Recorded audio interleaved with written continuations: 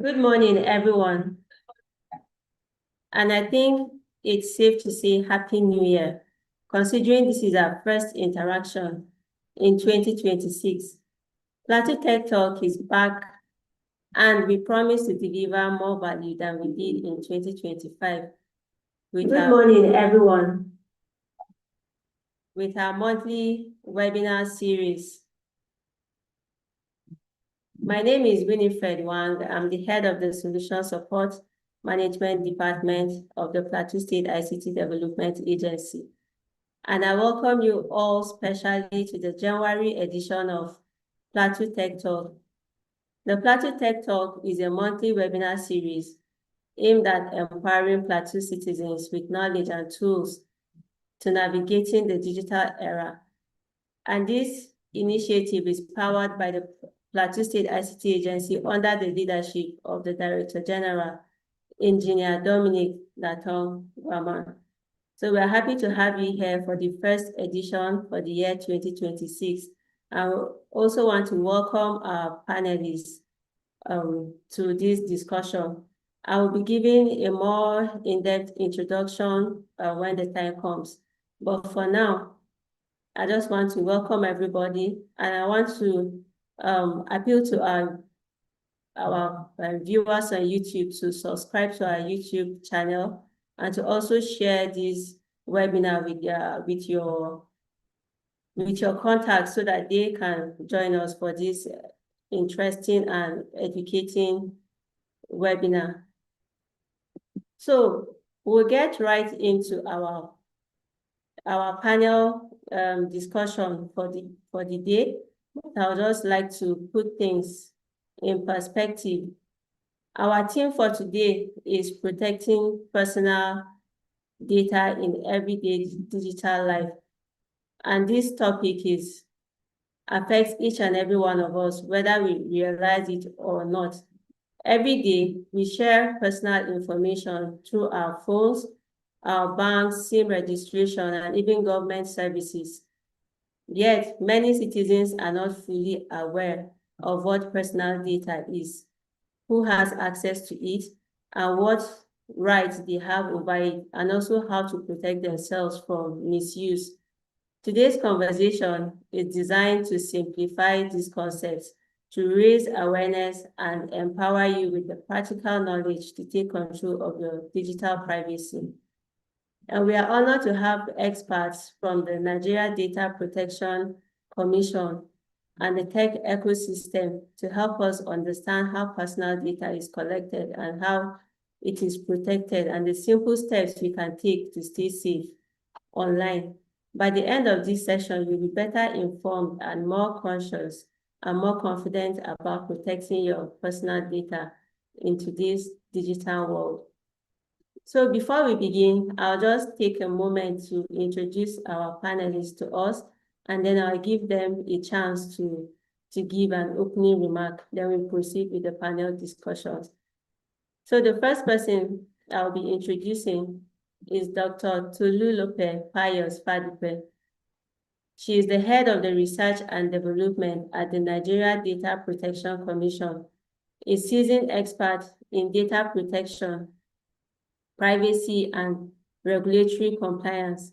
She leads the National Certification Program for Data Protection Officers and the Virtual Privacy Academy, two flagship initiatives driving national awareness and professional capacity in data protection.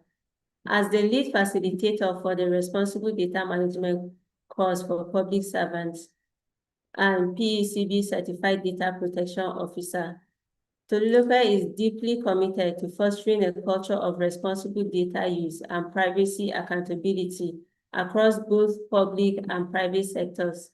She also serves on the editorial board of the NDPC International Journal of Data Privacy and Protection and contributes actively to global discussions on equitable, inclusive, and rights-respecting data governance. You are welcome to this session, Ma. Thank you very much. All right. So the next person on our panel is Mr. Paul Ochepo. He is a highly skilled curriculum developer, cybersecurity analyst, and network administrator with a strong track record in designing and implementing industry-relevant academic programs. With expertise in computer networks and cybersecurity analysis, he has successfully deployed technical content that enhances practical learning. In addition to his work in academia and corporate training, he plays a key role in conducting IT training programs for the Nigeria Computer Society, fostering skills development and capacity building in Nigeria's IT ecosystem. You are welcome, sir, to today's panel discussion. Thank you very much. Thank you very much. It's a pleasure to be here. All right, so before we begin, the Director General of the agency is here, and he will take a moment to give us a welcome remark. You're welcome, sir.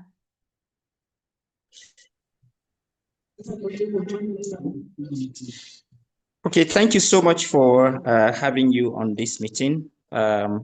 It's quite interesting that we're beginning this year with what is very important in the digital space, which is particularly how to protect yourself online, your digital identity, and also what are your rights about your data that is kept by different organizations. I'm also very excited that the people at the root of data protection are the ones that are going to be on this panel. I'll urge you to listen carefully so that you know exactly what you need to do with yourself online, how to be safe, and what rights that you have. Happy listening to everyone. Thank you. Thank you very much, sir. All right, so we'll just head right into our panel discussion for today. And I'll just give our panelists a minute each to give us an opening remark before we proceed with the questions. And I'll start with Dr. Tolu. All right. Good morning, everyone. Thank you for having Nigeria Data Protection Commission on this panel. And yes, the Nigeria Data Protection Commission, we were established by the Nigeria Data Protection Act of 2023.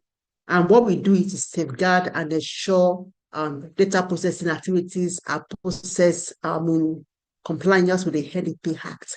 And what that translates to is that we are the hero of digital economy.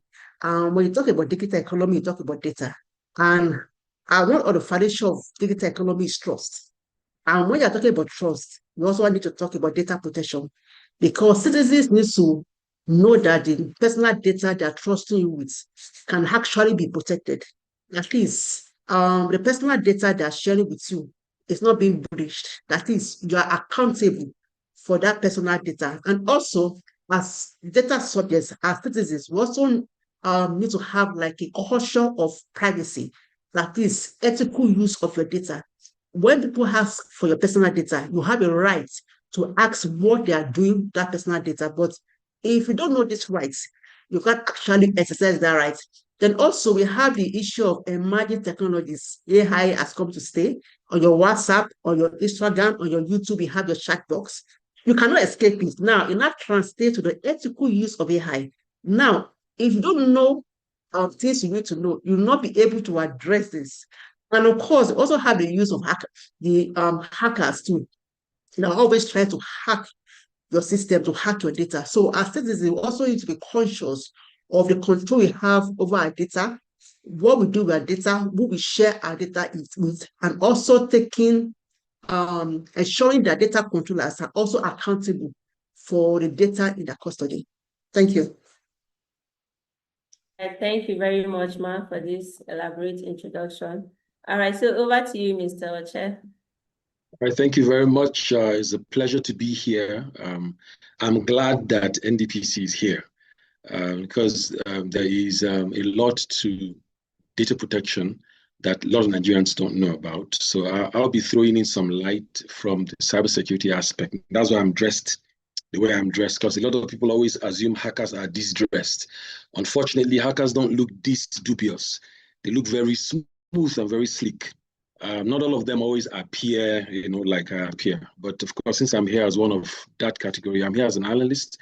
And then my contributions here would be to educate as many people regarding how to play safe online, certain basic things that people take for granted, and it contributes to their privacy being breached online. I like the parts that Dr. Tolu spoke about earlier regarding trust when it comes to collection of data, collection and collation. One of the major issues we've had is over collection of data, and that has led to a lot of reuse of data when certain agencies are breaching what NDPC is out to handle. So we're going to be looking at all of those, and I trust that it will be educating and informative. Thank you very much.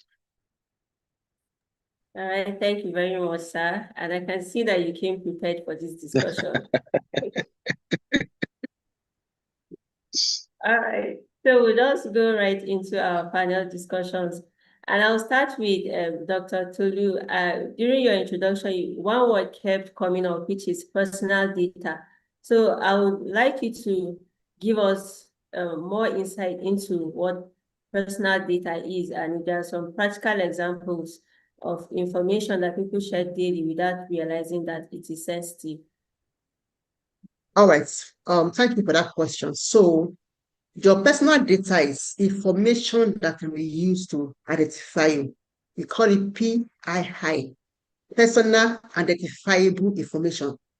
Now we have personal data, we have sensitive personal data. For personal data, you have your name. For example, now my name is Tolu.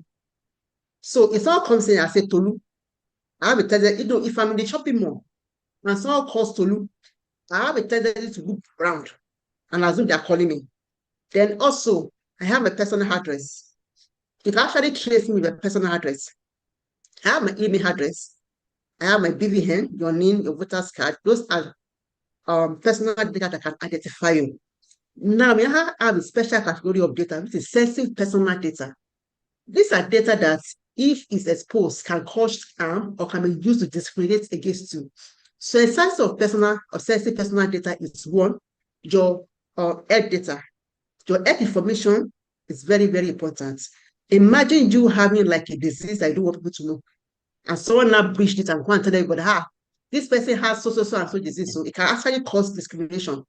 Maybe there's someone that has tuberculosis, and the nurse has gone to tell people that that man that is going has tuberculosis. When that person coughs, what happens? Everybody will run. Now, we have your publicity. We have got instances, I will not give examples, when a whole community has been wiped off because they belong to a certain tribe. Now we have religion. You have issues of religion that keep coming when people fight each other because they belong to one religion or another. Then we also have unionism. Then we also have genetics. Now, your genetics is actually very unique to you, and they can actually trace that. So that is sensitive personal data. And what happens is that, in as much as we ask that this personal data be protected, the sensitive personal data now requires higher level of protection and safeguard. Why? Because they can be used to discriminate against you. So that is a sample. That is what personal data means. And you have that. Most people share their personal data a lot. You just go to this website, you put your name, they won't ask you for your date of birth. They ask you questions. And that's why the issue of social engineering. They try to get data about you. So for example, now, if you go to your bank app or some other app, they ask you that same question. But now they try to get that question from you. Even now, because of emerging technology, your picture now is not your personal data. Because your picture can be used to identify you. Even now, because the data ecosystem is expanding, even your perfume can be used to identify you. If you wear a particular type of perfume, it can be used to identify you. If you behave in a particular way, it can be used to identify you. So you can see that the issue of personal data is now even expanding beyond the traditional definition of personal data. Thank you. All right, thank you very much for this explanation. So just to build up on what Dr. Tolu has said, my next question will be for you, Mr. Oche. Coming from the angle of a cybersecurity analyst, how do criminals take advantage of people's personal data? And what are some real life examples we should be aware of? Super. So I like the question. I like the angle, largely because it falls on the backdrop of something that Dr. Tolu mentioned earlier when she mentioned social engineering. Now, social engineering is just an act, I'm sure, just so that people who are listening can get a good grasp, because sometimes words are thrown out there and the implication or the application is usually missed in a lot of the grammar. It's simply exploiting human behavior. Well, when you take advantage of people's behavior to use, to have technical access. Okay, one of the things that it is always unauthorized. It is not something that you authorize, so it's not with your consent that you give it. Now, the trick there is that it always looks legitimate. So as the cyber criminal, somebody who is, a lawbreaker in the cyberspace, his focus is to, be able to gain access by buying into your trust, right? Approaching you psychologically. Now, the truth is that most damages happen not because people are careless, okay? Because with a lot of sensitization going on, people are careless, but it is likely because there's a lot of over-collection of information. And those over-collection information are poorly protected by the people who collect them. So as a result, there's an endless use and reuse. And that if one of them is actually breached, say maybe an email address or part of the PIIs that she mentioned, the personal identifiable information, if they are compromised, it will lead a lot of ways. So one of the ways that people can they take advantage of that is that they can still, once they impersonate you, they can become you. As it is right now, if I go to a bank with an ATM card and I'm able to slot it to the machine and withdraw money, what the records show at the back end, except of course if they have other ways of collecting information, is naturally that I or Paul came to the POS, came to the ATM machine and withdrew cash because I used the PIN attached to that card. So except we go do further investigation, it will be assumed that Paul withdrew his money. Of course, if I wasn't the one, then I can lodge certain complaints. So the criminals always find a way to use details. Now, there's something very prevalent that's happening. They can use your personal identifier information, email addresses, phone numbers, and likes to open an account with maybe all of these loan givers, right? And then take a loan. Only you begin to receive information much later. Some of the times they could use it to register a SIM card, or perhaps even use it to reset your existing account. So that's one way people can actually take advantage of that. There's also the case of SIM swap, which is what's happening these days. You can now have a SIM card and somebody swaps your SIM because the person has access to your personal identifiable information. So that's one way. That's where they impersonate you. You can also have account takeovers. Sometimes you may sit down and observe that you're getting notifications from an account that is yours, but you didn't initiate any form of reset, and all of this. That normally happens with if you have, most accounts are tied to Facebook, WhatsApp, or let's say social media platforms, right? And once they are compromised, within hours, you notice that it cuts across a lot of all of those things. There's also financial fraud scam. People can also become, they can become vulnerable, where criminals tailor messages that sound legitimate and urgent. Somebody tells you, I'm in tight need. And sometimes it is not the person who is your friend or your contact that is doing this. It's somebody who has compromised their account. So there are quite a number of them. There's also blackmail, right? Somebody can actually tell you that I have dirt on you. I've caught you watching XYZ, and because of that, you're a person of high repute. I'm going to expose this information. They can blackmail and lead to extortion, right? So they claim that they hacked your webcam, and then they begin to demand. These days, not demand in physical cash that we use in crypto, digital currencies, and the rest of them. Well, so I think for now, these are the few I can say, except of course, there are more light that you require for me to throw. Oh, let me also say, Dr. Lu mentioned the emerging technology, things like AI, Internet of Things, and the rest of them. It has the scale at which it has thrown cybercrime is not exponential, will be for lack of a better word, right? So I watched a clip which showed a community, not here, it's actually a movie, a community, they sold webcams to the people. And because that community was largely a growing community, most of them had given birth to babies. And so they needed a camera to be able to watch the babies. So there was what they call it, something cam, baby cam also, that they were using to monitor the baby. So the mothers could be downstairs doing what they were doing, but the cameras were viewing the baby. So they had a small monitor on the desk. So if they heard the sound through the monitor, they would look at the baby. Unknown to them, the people who developed these cameras were hackers. Let me say this. This is a disclaimer or a clarification. Hackers are not necessarily bad guys. Hackers are people who tamper with existing structure of a device, a system, an application. Just that once they begin to do it out of ethics, they become bad people. So these guys developed it, and their job was that they were streaming baby pictures and they were auctioning babies. Now, something as simple as using a webcam to help ease your life becomes something that becomes a major threat. The reason was because it was in its default state, no configurations were done. And so eventually when they found, it's a movie actually, but they were showing light into how these things happen. So that's actually one way they can take advantage of people. You use things that are actually what makes your life better, unknown to you. It is collecting data to some person who is using it, without any regulation. Thank you very much. All right, thank you very much, Mr. Oche. So this month's edition of Plateau Tech Talk is in commemoration of Data Privacy Day. And someone may be wondering what really is data privacy. So I would like Dr. Toby to shed more light to what data privacy means in simple terms for an everyday citizen. All right, thank you. So before we can understand what data privacy is, we need to understand the law backing the data privacy.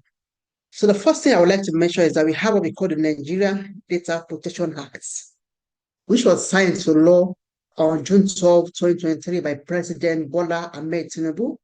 And what that law did was to establish the Nigeria Data Protection Commission, who is the regulator that regulates data processing activities in Nigeria.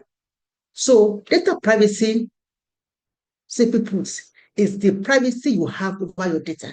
So the Constitution says that every citizen has the right to privacy in your home, in your telephone, in your correspondence, etc.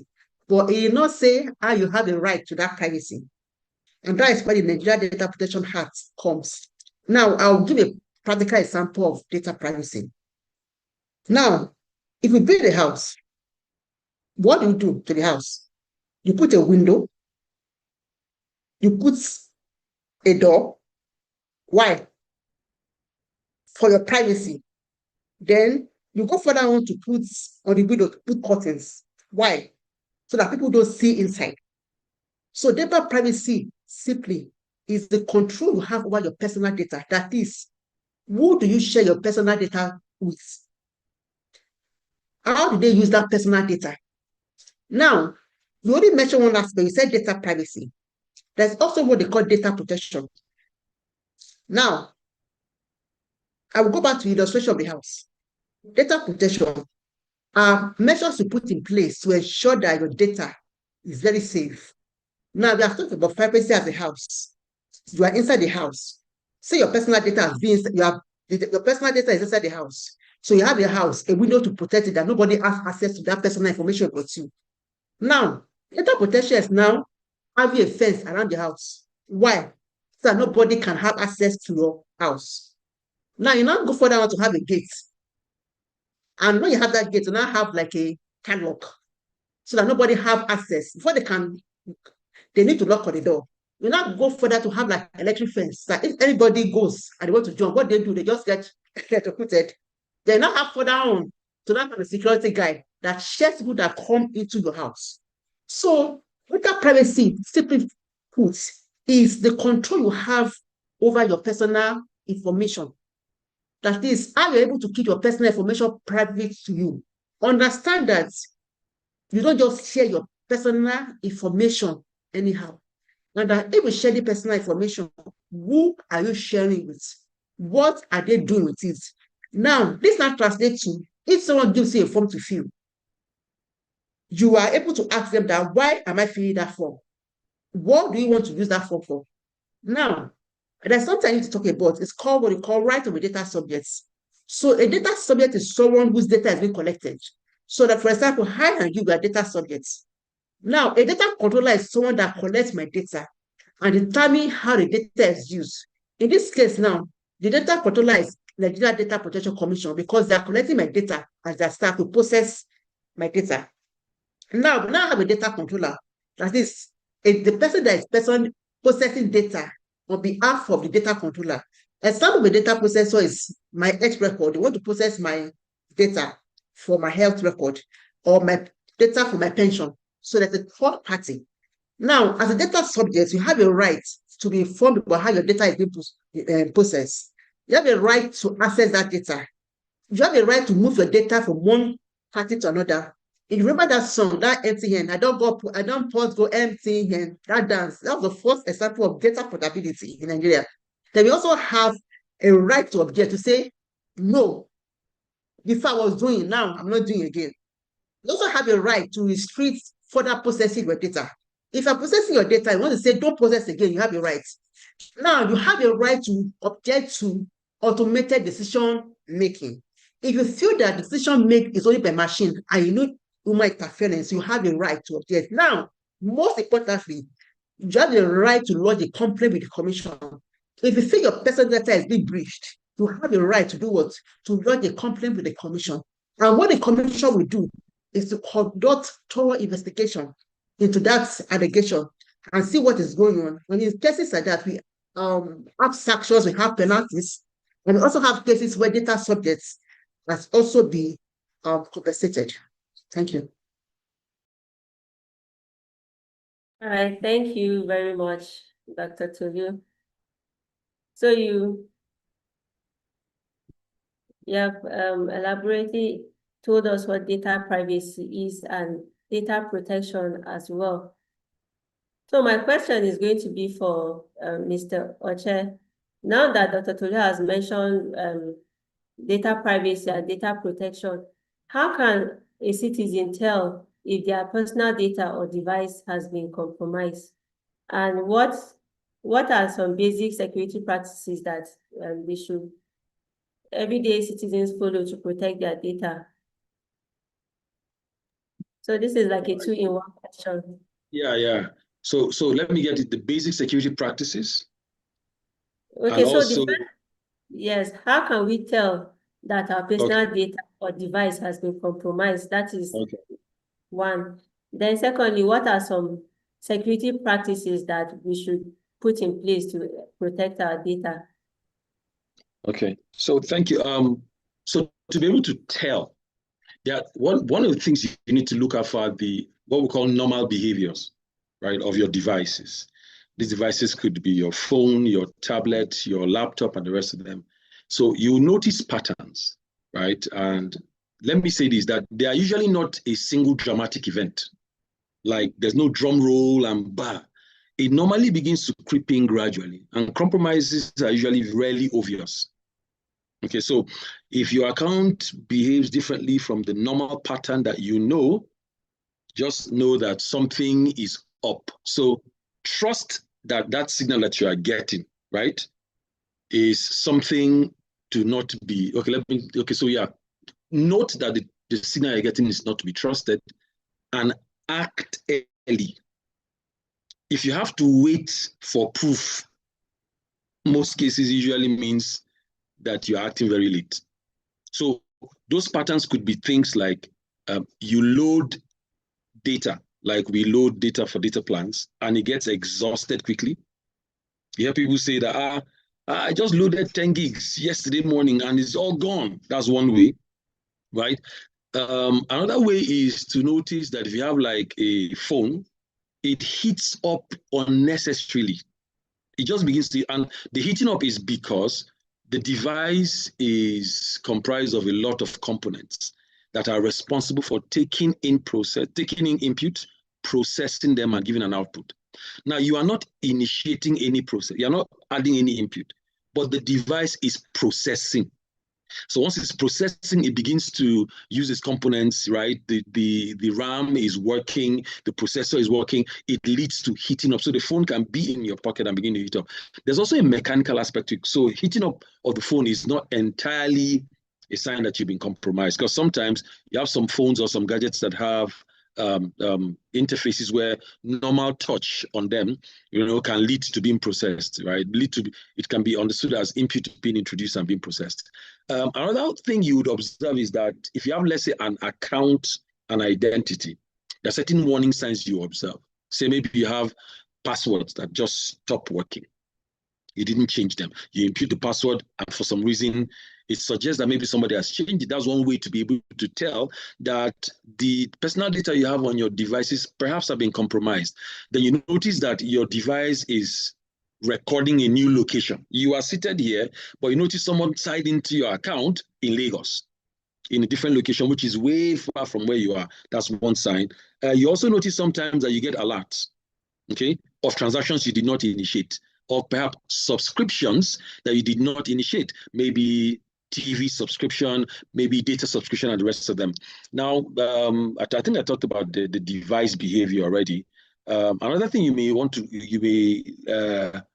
pay attention to, which are red flags, if for some reason you have friends within your contact list and they begin to tell you that they are getting notifications or getting messages from you, and you did not initiate any of those, know that it's very likely that your account has been compromised. There are cases of people chatting friends up to say, hey, guy, give me, and they use languages that are perhaps very familiar, what you are both familiar with.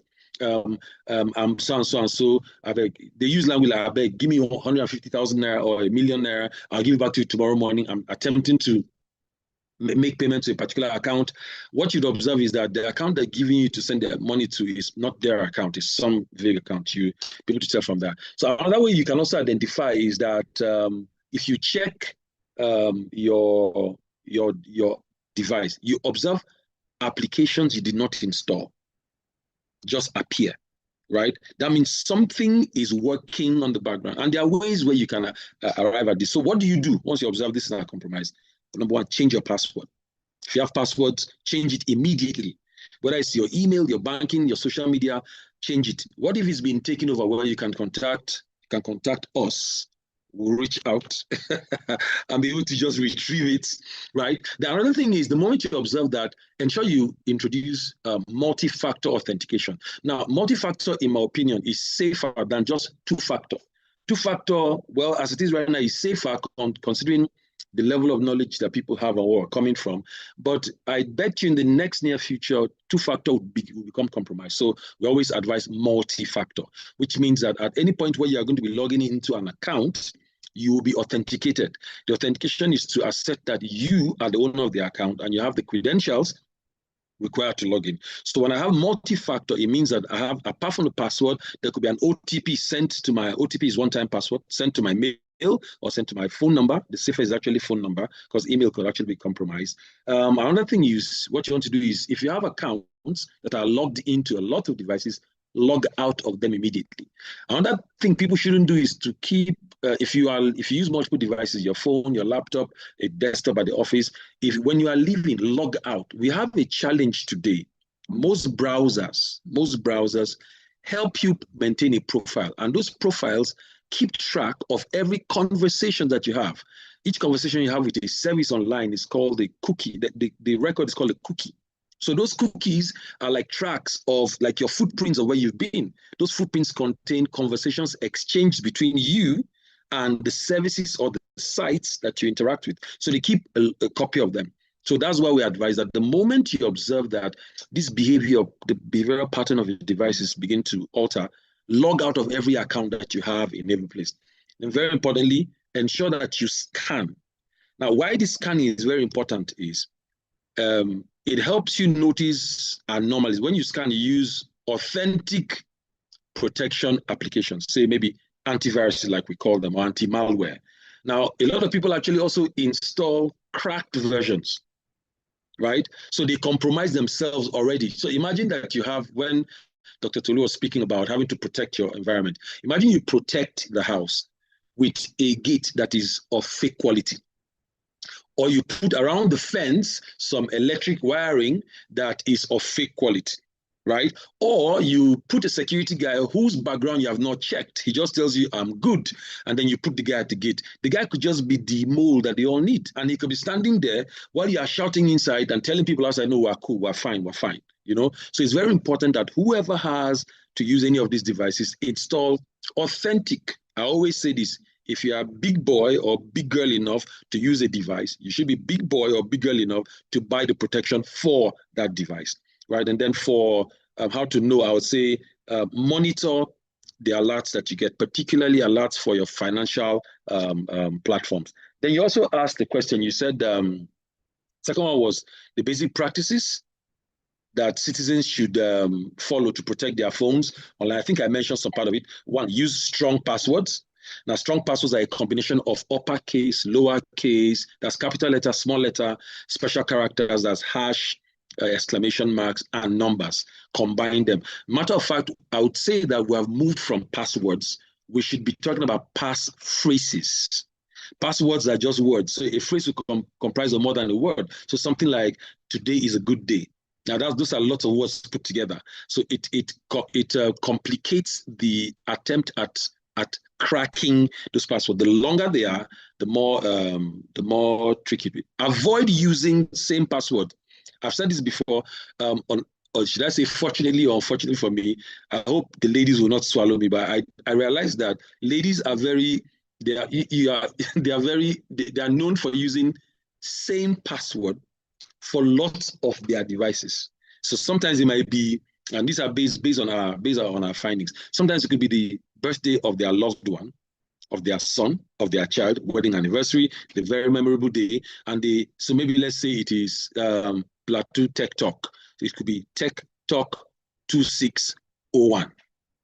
Right? So it's usually very easy to get some of those passwords. So as much as possible, I mentioned turning on the multi-factor authentication, then keep your devices up to date and all of this. So these are things I can say for now, except of course I have much later to add. All right, thank you very much, Mr. Oche. So if you're just joining us, this is the January edition of Plateau Tech Talk, and we are discussing the topic protecting personal data in everyday digital life. So if you are yet to subscribe to our channel, kindly subscribe and also share this video with other people so that they can also join. All right, so moving on, my next question will be for Dr. Tolu. You have talked about the rights of citizens under the Nigeria Data Protection Act. So my question would be, what should a citizen do if they suspect that an organization has misused or exposed their personal information?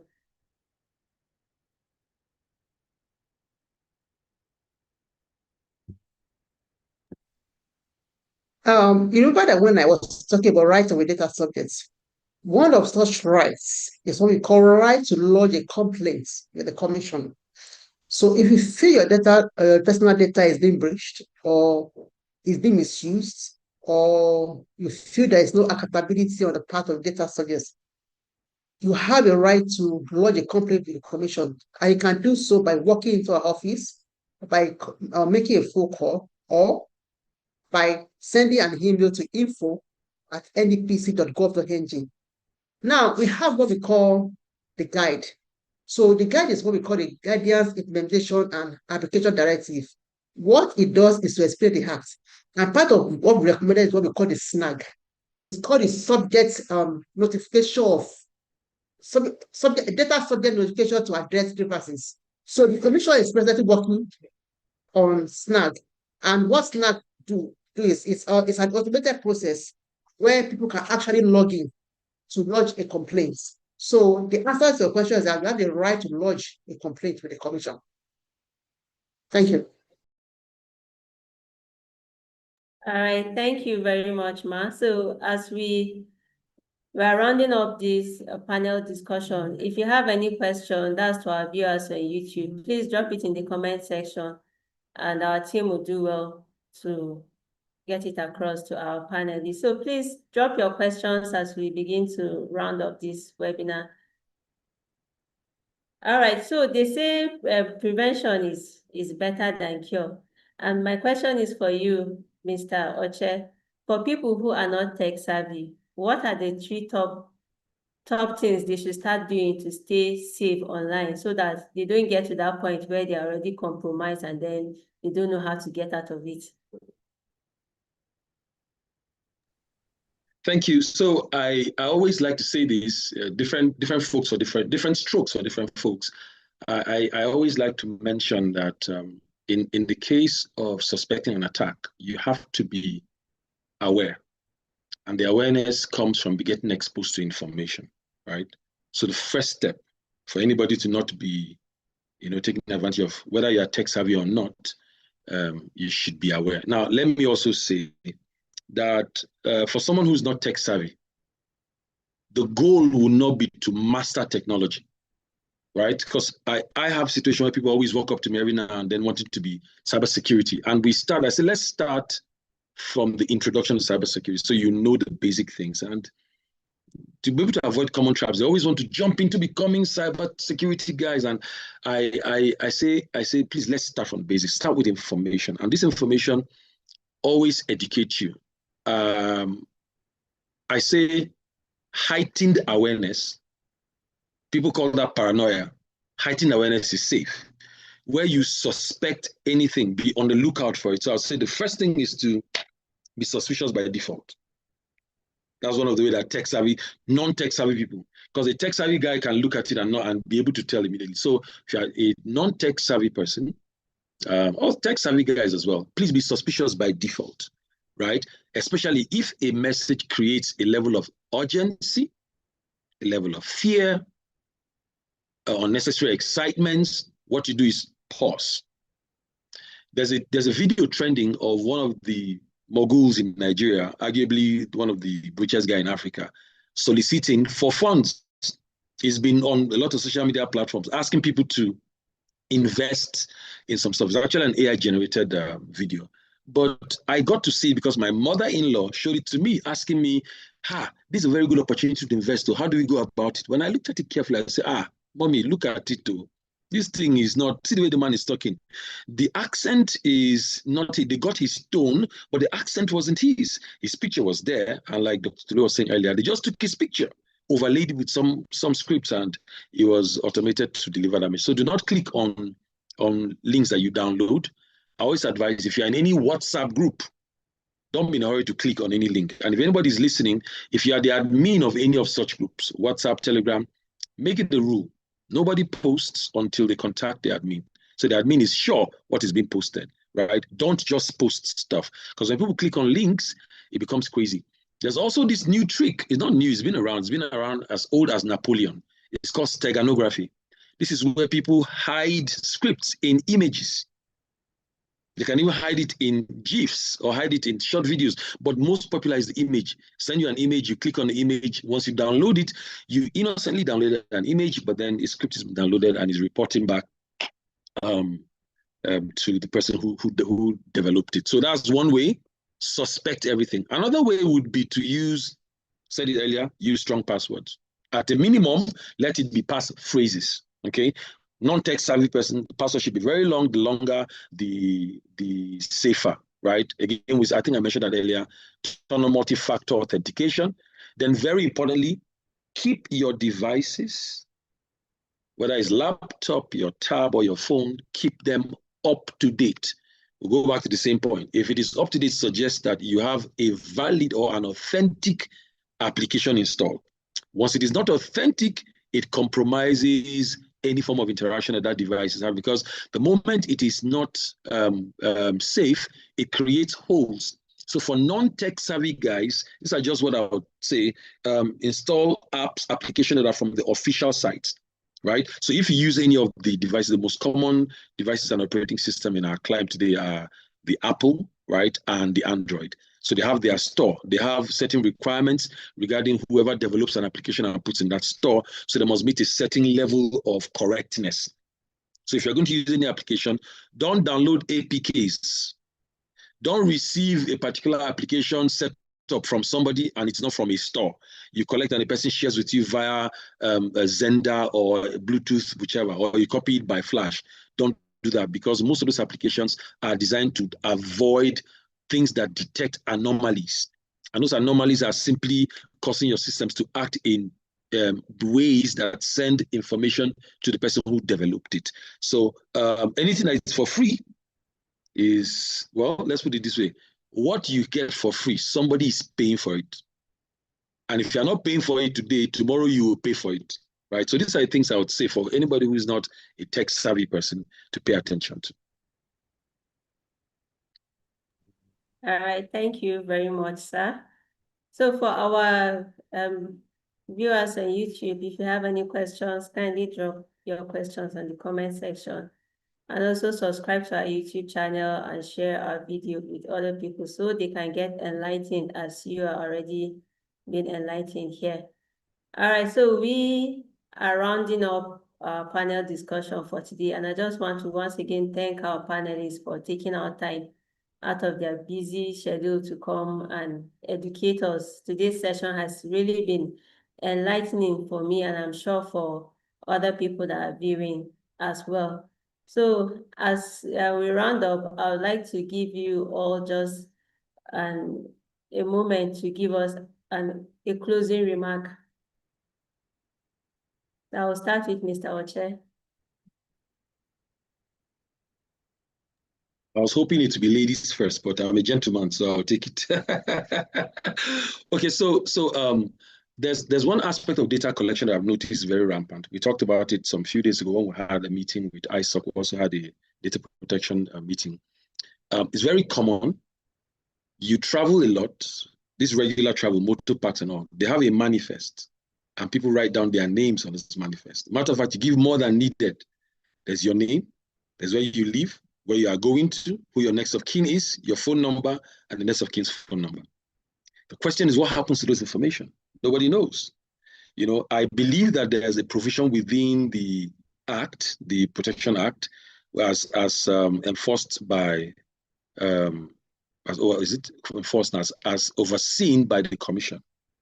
I want to believe that enforcement would kick in very shortly, because one of the major challenges we have as far as collection of data is concerned is, like I said earlier, there's over collection of data, and the protection is where what happens to it is where the problem is, because minimization of data is very important. We need to know the purpose for what data is collected for and what is used for.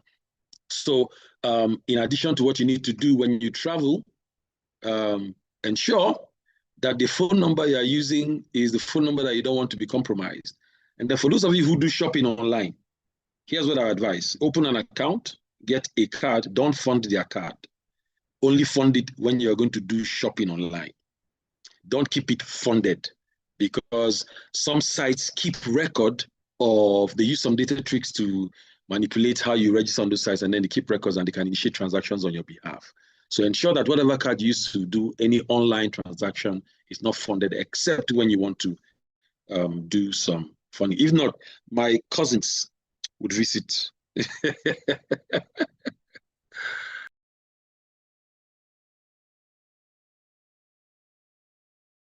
Thank you very much, sir. Over to you, Dr. Tulu. All right, thank you very much. So I'll just bring it up that encourage our listener out there that they should have inculcate a culture of privacy. And one of the things they need to do is you need to know the kind of permissions you give your app. So most people just download app and they give them access to their microphones, they give them access to their pictures, to their contacts. So at times, you might be discussing that you want to buy a car now, and the next you start seeing pictures of cars because your mic has picked it up. So when you do your app, look for permission. So now, after this panel, go to your phone, your app, and look at the permissions you have granted them. So that's what they call privacy policy. A privacy policy is what organization put out there to tell you what they do with your data. When you go to a website, don't just go to a website, read their privacy policy. Know what they are doing with your data. Ask questions about your data. So also, don't overshare information. That applies to the principle of data minimization. If someone is asking you too many information, ask them why they need that information. Hold them accountable. Then also, AI, most ladies, they use AI to doctor their pictures and they look very beautiful, young. Have you ever wondered what happened to that picture? So have you read what they do? Do they share that picture or are they even selling a picture? But because you want to have a younger picture, you don't care. Then most importantly, your digital footprint is very important. So your digital footprint is, see, they say that what you put on the internet is there forever. And it is true, it can never be erased. So your digital footprint is like a history of what you have done online. That's why you need to be very careful what you put there. So whatever you put there in year 2000 can come to all two in 30 years' time. So you are leaving a dividend. That's why the issue of cookie, they are actually tracing what you, it's just like a trace of how you grew up, your documentation, your certificates. It also applies online. So I want to ask us that when you go out there, please stay safe. Ensure that you protect your data. Don't just share your data anyhow. And of course, the Nigeria Data Protection Commission is there to protect, to regulate the processing of personal data. And if you feel that someone has breached your data or an organization is doing what they should do with your data, please lodge a complaint with the commission. Thank you very much.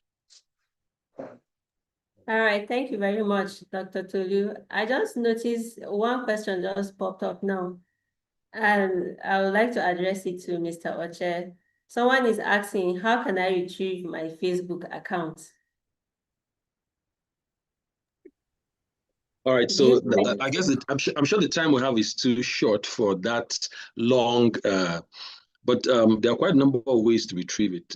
One of the first ways is to ask every contact that you have to report their account. Once you notice certain behavior, ask everybody who is your friend, who has observed that there's some misbehaviors on your account, which is contrary to your behavior. Let them all report it. And in reporting it, there are options of what to report it as. One of it is impersonation.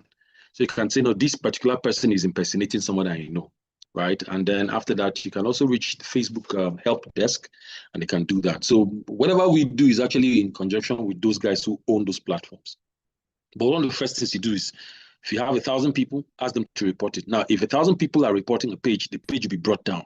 You are now going to go back to claim the page, and you provide proof that it is yours, your account on all platforms. So this is similar on all platforms. Just that the mannerisms of the processes are similar, but just that perhaps the specifics will differ for each platform, but it's the same.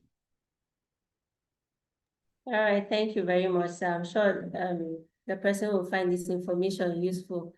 So I just want to thank our panelists once again, and also our viewers on YouTube. On behalf of the Director General, Dr. Dominic Waman, thank you so much for taking our time to come share from your wealth of knowledge and experience with us.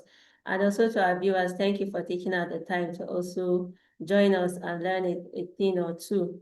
And I also want to thank the team behind the Plateau TechTalk. Thank you for your continuous commitment and dedication to ensuring that this monthly webinar series keeps impacting the lives of citizens. So stay tuned with us until we come back again in February for another enlightening edition of Plateau TechTalk. For now, it is goodbye. Thank you.